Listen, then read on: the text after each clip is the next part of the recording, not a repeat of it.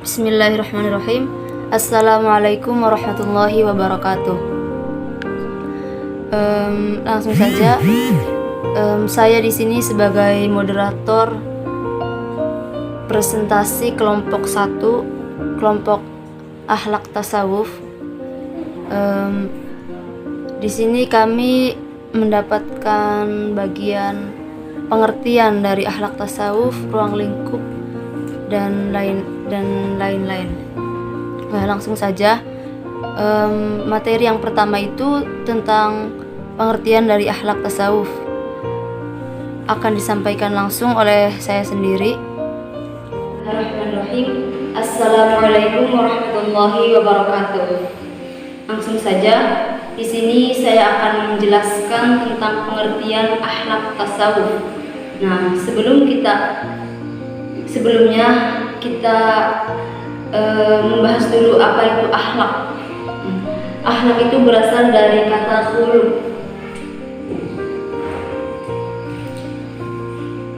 Akhlak berasal dari kata khuluq. Khuluq ini bahasa Arab yang mempunyai arti budi pekerti.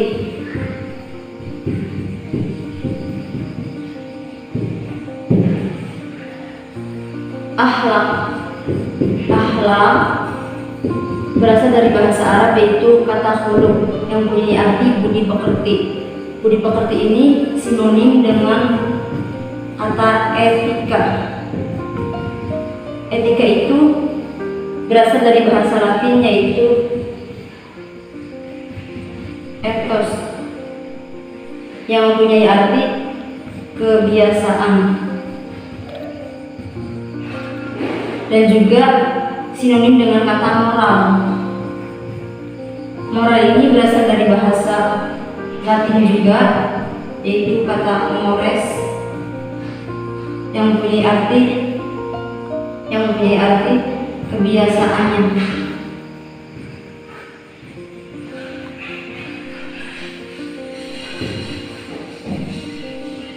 Jadi, akhlak yaitu kehendak jiwa manusia yang menimbulkan perbuatan dengan mudah karena kebiasaan tanpa memerlukan pertimbangan pikiran terlebih dahulu. Nah, selanjutnya yaitu pengertian dari ilmu tasawuf. Apa itu ilmu tasawuf? Ilmu tasawuf yaitu hal-hal yang berkaitan dengan kebaikan dan keburukan jiwa. Oke. Terus setelah itu tujuan dari ilmu tasawuf. Apa tujuan dari ilmu tasawuf? Tujuan dari ilmu tasawuf yaitu mendekatkan diri kepada Allah, yaitu dengan cara membersihkan diri dari perbuatan tercela dan menghiasi diri dengan perbuatan terpuji. Lalu setelah itu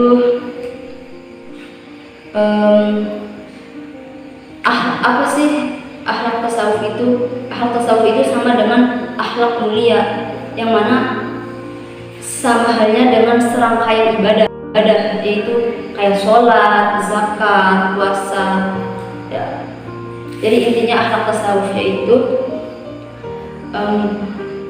hal-hal yang dengan mudah muncul dalam diri kita, karena itu adalah suatu kebiasaan baik, kebiasaan diri, membiasakan diri mendekatkan diri kepada Allah. Itu inti dari akhlak tasawuf. Sekian, terima kasih. Wassalamualaikum warahmatullahi wabarakatuh. Oke, sekarang dilanjut kepada materi yang kedua, yaitu mengenai ruang lingkup dari akhlak tasawuf itu sendiri, yang akan disampaikan oleh saudara Ibnu. B. Ruang lingkup akhlak tasawuf. Ruang lingkup pembahasan ilmu akhlak yang menjadi lapangan pembahasan akhlak sebagaimana dikatakan oleh Hamzah Yaqub adalah sebagai berikut. 1. Menyelidiki sejarah akhlak dan berbagai teori aliran lama dan baru tentang tingkah laku manusia. Yang kedua, membahas tentang cara menilai baik dan buruknya suatu pekerjaan.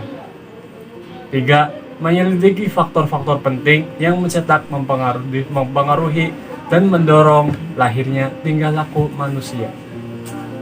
Yang keempat, menerangkan mana akhlak yang baik dan mana akhlak yang buruk menurut ajaran Islam yang bersumber pada Al-Quran dan hadis. 5. Mengajarkan cara-cara yang perlu ditempuh juga meningkatkan budi pekerti ke jenjang kemuliaan. Keenam, menegaskan arti dan tujuan hidup yang sebenarnya, sehingga dapat merangsang manusia secara aktif mengerjakan kebaikan dan menjauhi segala kelakuan yang buruk dan tercela. Hubungan antara ilmu akhlak dengan ilmu tasawuf adalah ketika mempelajari tasawuf ternyata pula bahwa Al-Quran dan hadis mementingkan akhlak Al-Quran dan hadis, menekankan nilai-nilai kejujuran, kesetiakawanan, dan lain-lain. Nilai-nilai serupa ini yang harus dimiliki oleh seorang muslim dan dimasukkan ke dalam dirinya sejak dari masa kecil. Jadi, hubungan antara ilmu akhlak dan ilmu tasawuf adalah dalam Islam ialah bahwa akhlak merupakan pangkal tolak tasawuf, sedangkan tasawuf adalah esensi dari akhlak itu sendiri. Sekian dari saya. Oke, selanjutnya dilanjut materi yang ketiga, yaitu mengenai ruang lingkup syariah yang akan disampaikan oleh teman kita, Teteh Ai. Baik, di sini saya akan menjelaskan mengenai ruang lingkup syariah. Nah, ruang lingkup syariah ini ada beberapa macam. Yang pertama itu ada ibadah.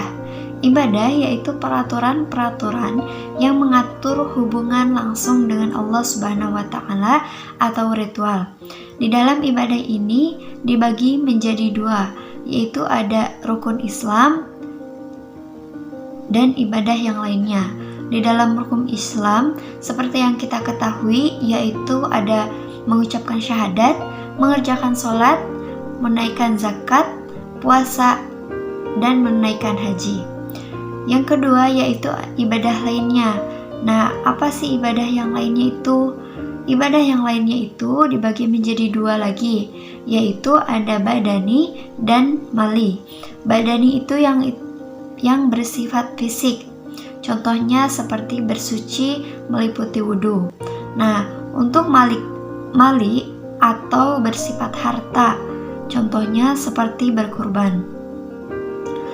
Kemudian nomor 2 yaitu muamalah. Muamalah yaitu peraturan yang mengatur hubungan seseorang dengan yang lainnya dalam hal tukar menukar harta atau bisa disebut juga dengan jual beli. Yang ketiga yaitu munakahat. Munakahat yaitu peraturan yang mengatur hubungan seseorang dengan orang lain dalam berhubungan berkeluarga seperti menikah. Yang keempat itu ada jinayat. Jinayat itu yaitu peraturan yang menyangkut pidana. Contohnya seperti kisos dan kifarat atau seperti kasus-kasus yang lainnya. Nah, yang selanjutnya yaitu ada siasat. Siasat yaitu yang menyangkut masalah-masalah kemasyarakatan atau politik, yang membahas tentang berpolitik. Yang keenam ada akhlak. Akhlak yaitu mengatur sikap hidup pribadi. Contohnya seperti diantaranya seperti bersyukur, sabar, tawadu, dan yang lainnya. Yang ketujuh adalah peraturan-peraturan lainnya seperti yang kita kerjakan sehari-hari. Contohnya seperti makan, minum, seperti itu. Itu penjelasan dari saya. Terima kasih. Oke, sekarang kita lanjut pada materi yang terakhir, yaitu akan dibawakan oleh Saudari Ai Samrotul Ainiyah. Nah, untuk yang selanjutnya itu ada hubungan antara syariah dan tasawuf.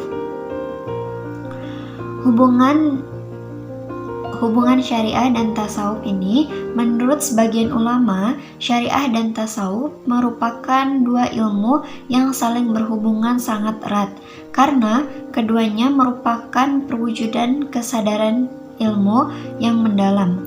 Syariah mencerminkan perwujudan pengalaman iman pada aspek lahiriah, sedangkan tasawuf mencerminkan perwujudan pengalaman iman pada aspek batiniah. Nah, aspek lahiriah dan batiniah ini keduanya itu tidak dapat dipisahkan, sebagaimana yang dikatakan oleh Al-Hujwiri bahwa aspek lahir tanpa aspek batin adalah kemunafikan, sedangkan aspek batin tanpa aspek lahir adalah bid'ah. Itu saja yang dapat saya sampaikan. Terima kasih. Wassalamualaikum warahmatullahi wabarakatuh. Alhamdulillah, semua materi telah selesai disampaikan. Kami ucapkan terima kasih karena atas perhatiannya. Mohon maaf karena masih banyak kekurangan. Saya sebagai moderator mengucapkan terima kasih sekali dan mohon maaf ya sekali lagi. Kami dari kelompok 1 Akhlak Tasawuf Lulu Rahmatul Maula, Thawratul Ainiyah dan Ibnu Firdaus pamit undur diri. Sekian, wassalamualaikum warahmatullahi wabarakatuh.